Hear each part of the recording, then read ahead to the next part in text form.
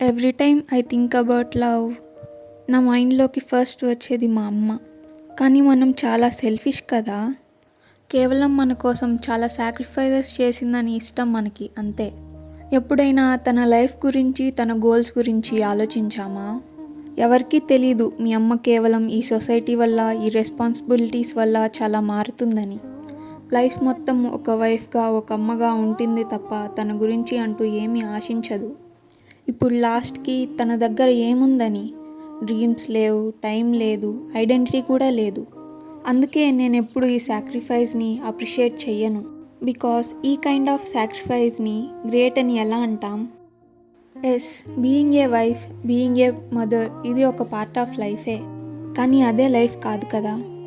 చాలామంది పెళ్లి చేసుకోవాలి, పిల్లల్ని కనాలి అని సొసైటీ ప్రెజర్తో రన్ అవుతున్నారు.